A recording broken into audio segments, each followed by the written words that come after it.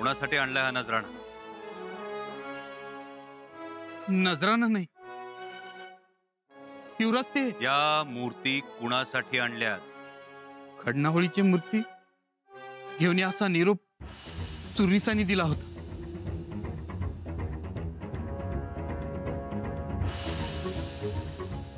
सुरनिसांनी? खरं बोलताय? हो युवराज.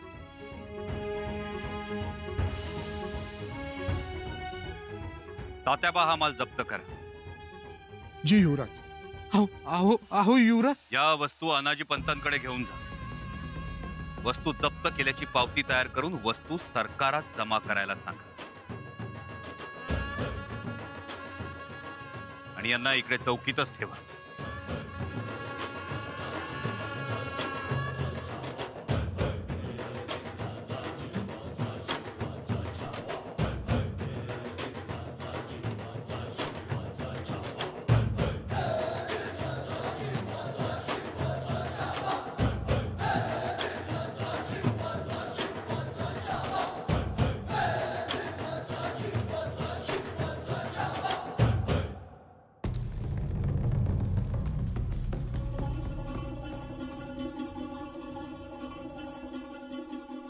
सुरनीस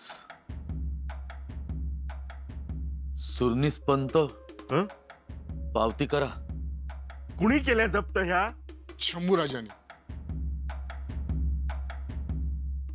शंभूराजे? शंभूराजे आले होते की तुम्ही त्यांना बोलवलं होतं तात्याबा? मी कशाला बोलवीन त्यासनी? त्यांचं तेच आलं होतं. योगायोग म्हणा. ही काय पद्धत झाली? अरे स्वराज्याचे सुरनीस आम्ही, आमच्याकडे येणाऱ्यांना ही अशी वागणूक? त्यांच्या चौकशा, त्यांच्या मुद्देमालात हात घालायचा, तपासायचं, मग जप्ती करायची. हा मोठाच सासुरवाद सुरू झाला म्हणायचा. पण पंत, हो बाबूलाल याने बी लय आडवेड घेतलं म्हणून संशय बळावला. मग आता चौकशी करणार का? ती तर आता करावीच लागल. आणि चौकशी समध्यांचीच होते. माझा निरोप तुला मिळाला होता ना? निरोप मिळून काय फायदा? आणि कामात कुचराई करणं म्हणजे स्वराज्य द्रोह पंत. आता तू मला शिकव. तेवढ्या पावत्या लिहून द्या आणि वस्तू सरकारात जमा करा. पावती अशी घाई गडबडीत बनत नसते. त्यासाठी उंची, वजन, किंमत करावी लागते. मग हे सगळं पावतीत नमूद करावं लागतं. आणि याचा मालक कुठे? त्याचं नाव, गाव, त्याचा निशाणी, अंगठा कुठे आहे? तो बाबूलाल. त्याला बसवलाय चौकीतच. का? गुन्हेगार झाला का तो? युवराजांचा आदेश. हे मुद्दाम केल्यासारखं वाटतंय. ठीक आहे, तुझा मी पावती करून सरकारात जमा करतो. जातो. होय. जा, चौकीवर उभा राहा मेठ मारून.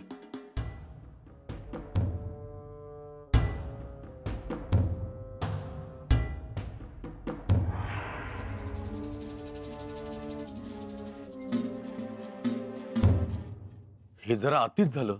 बघा ना, हे म्हणजे एकदम धाड पडल्यासारखंच झालं की. आता धाडीच पडणार आहे. याची चुणूक मला आधीच दिसली होती. जेव्हा नागोजी भागोजीचा खटला फिरवला तेव्हाच. हो ना.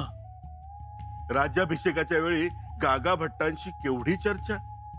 ते वेदो नारायण, हे एवढेसे पोर 16 वर्षाचे, हे गागा भट्टांना राज्याभिषेकाच्या विधीचे सगळे मंत्र सांगत होते. हे असे करा, ते तसे करा, हा मंत्र असा, तो मंत्र तसा. पंत, अहो युवराजांचा संस्कृतचा अभ्यास आहे. आता एवढा बुधभूषण लिहिला, ऐकला. तो बुधभूषणच सगळा ढवाणा करतोय. तीच भीती वाटते. अहो मला भीती दुसरीच वाटतेय. त्या बाबूलालने तोंड उघडलं नाही म्हणजे बरं. तो घेईल माझं नाव.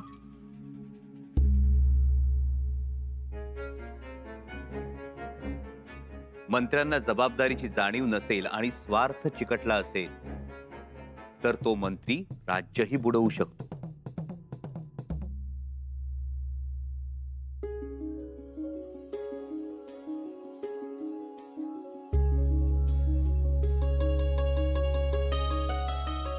काय पाहताय?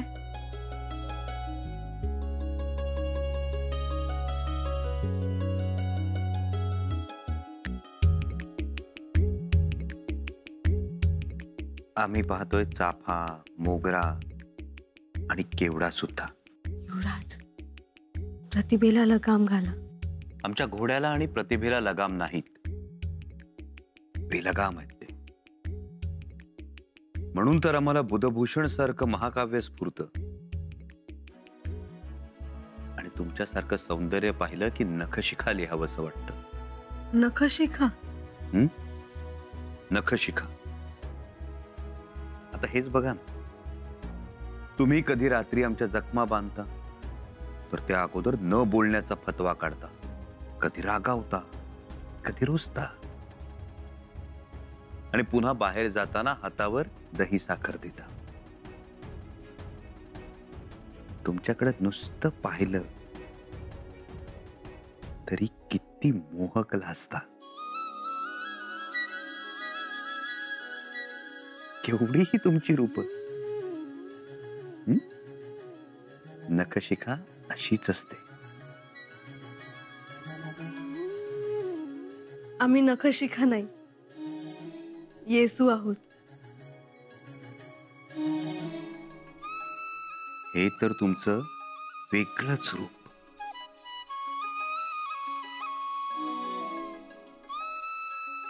काल तुमचंही एक वेगळंच रूप पाहायला मिळालं. म्हणजे चौकीवर एका व्यापाऱ्याकडून लक्ष्मी देवीच्या मूर्त्या जप्त केल्यात ना? ते व्यापारी अनाजी पंतांनी बोलावले होते.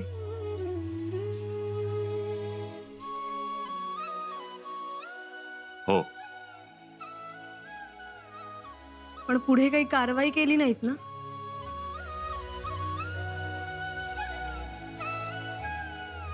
येसू, आमच्यासाठी तो विषय कालच संपला. आमची खात्री होतीच.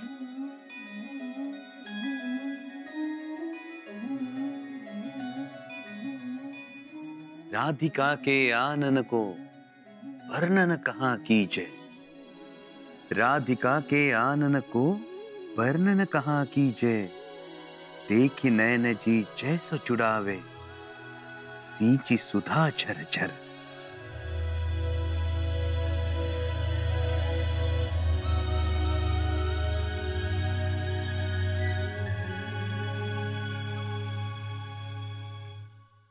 या शब्दांना धार आहे, या तलवारीला धार आहे, पण त्यावरनं चालणं अवघड जात आहे.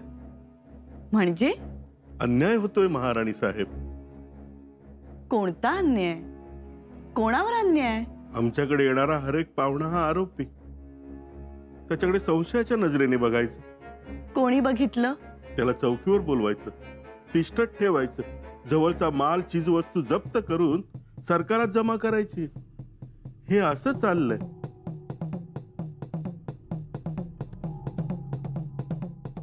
कोणी केला तुमचा माल जप्त?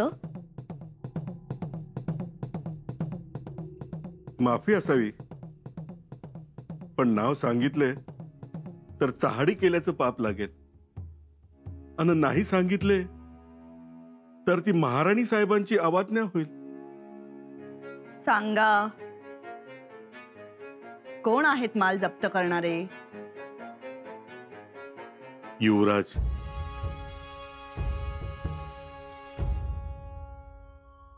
युवराज?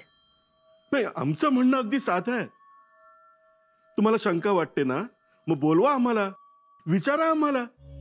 हा, आम्ही नाही सांगितले तर गोष्ट वेगळी, पण असे परस्पर कारवाई करायची? सांगा ना. नाही, बोलावलं पाहिजे, विचारलं पाहिजे. बरोबर ना? पण असं घडत नाही. वर याचा खुलासा कुठं करणार आम्ही? महाराणी साहेब, आपल्या पायाशिवाय दुसरी जागा नाही. पण युवराज असं करणार नाही. विचारा राहुजींना. हा? हो महाराणी साहेब, हे असं घडलं खरं. नाही म्हणजे चिंता काय वाटते, उद्या महाराजांच्या कानावर जर या गोष्टी गेल्या तर काय होईल? बरं, महाराज म्हणजे शिस्त. त्यांच्या कानी एक गेले तर ठीक, एकाचे दोन होऊन गेले तर आम्ही रोषास पात्र. म्हणून महाराणी साहेब, ते आज आत्ता इथे मिटवून टाका. फार मोठी गोष्ट नाही. आम्ही बोलावतो युवराजांना.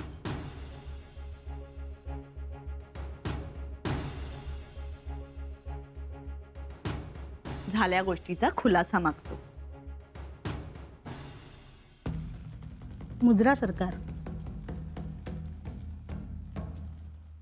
काय झालं? युवराजांसाठी सांगावा आलाय. थोरल्या महालांनी याद केले.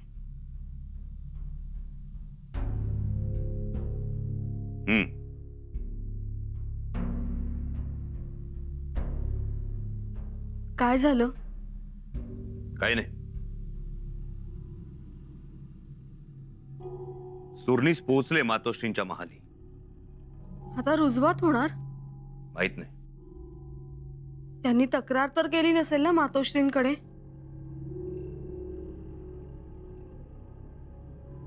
कल्पना नाही.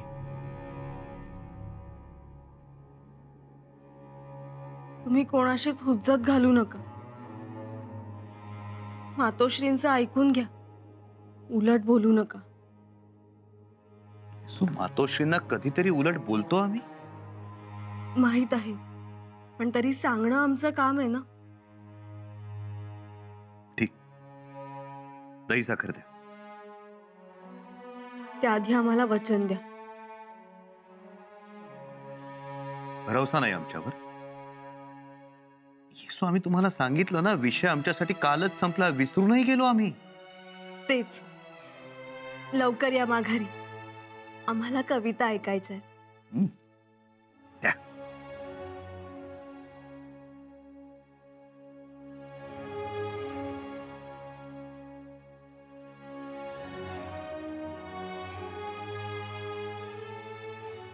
येतो. बाकी येसू, दही अगदी आमच्यासारखंच आहे. गोड आणि आंबट सुद्धा. चांगल्या कामासाठी गोड आणि स्वराज्य द्रोहासाठी आंबट.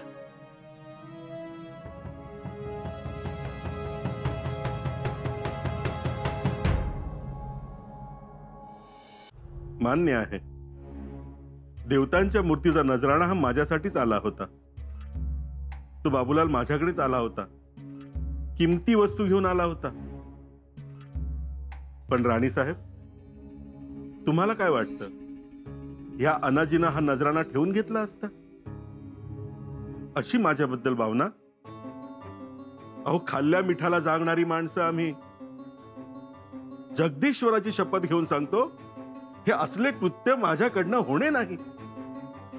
विश्वास आहे आम्हाला. विश्वास तर आम्हालाही अनाजी पंत.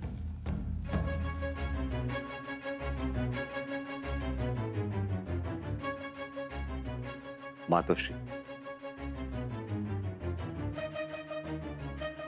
पण दोन गोष्टींचा खुलासा करतो. पहिली गोष्ट, नजराणा कधी लपवून आणला जात नाही अनाजी पंत. मातोश्री, नजराणा हा कापडाच्या घड्यांमध्ये लपवून आणला गेला होता. आणि दुसरी गोष्ट, बाबूलाल व्यापारी गडावर येणार ही गोष्ट अनाजी पंतांना अगोदरच ठाऊक होती. त्यामुळे चौकीवर अगोदरच तशा सूचना गेल्या होत्या. आणि हे त्या बाबूलाल व्यापाऱ्यास सुद्धा ठाऊक होतं, म्हणून तो चौकीदाराला दाद देत नव्हता. सुरनिसांचं नाव सांगत होता. परंतु चौकशी करू नका असं सांगितलं नव्हतं. केवळ माझ्याकडे माणसे येणार आहेत एवढाच निरोप दिला होता. निरोप एवढाच पाठवायचा असतो ना अनाजी पंत? खास निरोप पाहून लोक काय समजायचं ते समजून घेतात. तुमचा कागद वाचून चौकीदार बाबूलालला झडती न घेता सोडत होता. त्याला जबाबदार चौकीदार आहे. अहो, मी तर कागदावर एवढंच लिहिलं होतं की लवकर सोडावे. ठीक, पण मूर्त्या कापडाच्या घड्यांमध्ये दडवून आणल्या होत्या, हे खरं ना? अर्थाचा अनर्थ होतोय महाराणी साहेब. युवराज, मूर्त्या कापडाच्या घड्यातून आणल्या कारण प्रवासात सुरक्षा महत्वाची असते म्हणून तशा आणल्या असेल, नक्की असेल. पण मातोश्री, आम्ही वरवरच्या 1-2 घड्या तपासून जर बाबूलालला सोडून दिलं असतं तर आम्हाला कळलंही नसतं काहीतरी काळं बेर आहे म्हणून. कारण झडती सुरू असताना बाबूलाल काहीच बोलला नाही, गप्प बसला. घाबरला असेल बिचारा. आणि युवराज, आमच्याकडे कोणत्याही मार्गाने काहीही आले असते ना तरी ते सरकारातच जमा केले असते. कशावरून? कशावरून? अहो युवराज, स्वराज्याचे प्रधान मंडळ कसे आहे हे माहीतच आहे. लुटीत सापडलेल्या कल्याणच्या सुभेदाराच्या सुनेचा मोह न धरता तिला महाराजांसमोर उभे केले. सुरतेचा महाखजिना ह्या अस्साच्या अस्सा स्वराज्यात आणला. तोरण्याच्या तटात सापडलेले मोहरांचे 7 हंडे हे असे महाराजांना दिले. एकाचा मोह झाला नाही. सुनेचं आणि सोन्याचं सोडाच, अहो कैकाने आपल्या धडावरच्या गर्दनी कापून दिल्या. स्वराज्यासाठी प्राण तृणासारखे मानणारे आम्ही लोक ह्या असल्या नजऱ्यासाठी हावरटपणा करू? छाछा. अहो युवराज, जीवातल्या माणसांना ओळखा.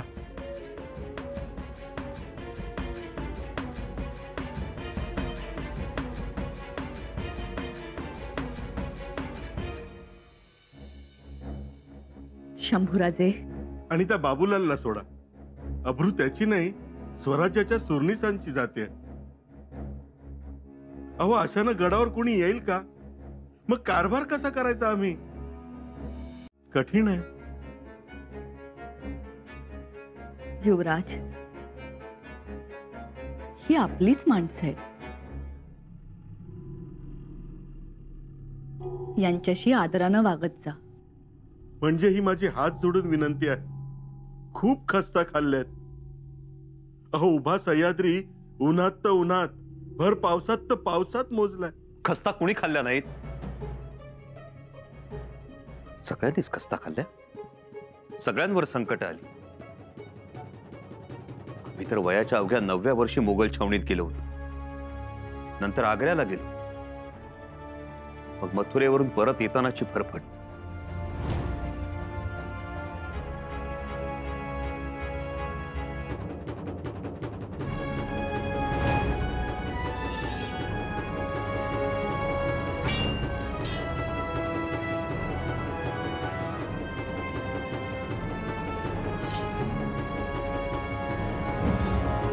मातोश्री, सहन आम्ही सुद्धा केली.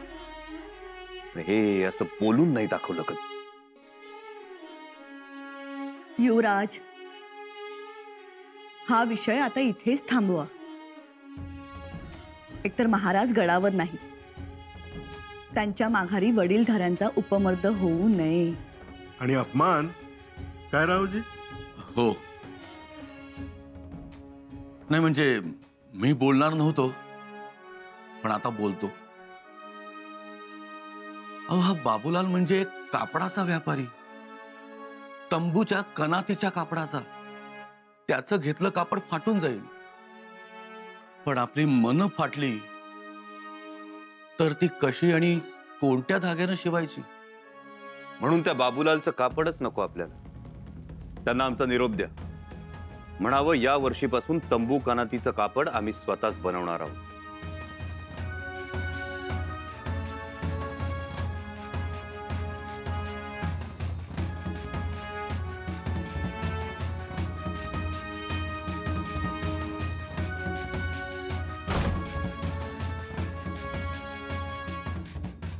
बघा ना, जाताना जातोही म्हटलं नाही. आपलं जाऊ द्या, निदान महाराणी साहेबांची तरी इजाजत घ्यायला हवी होती.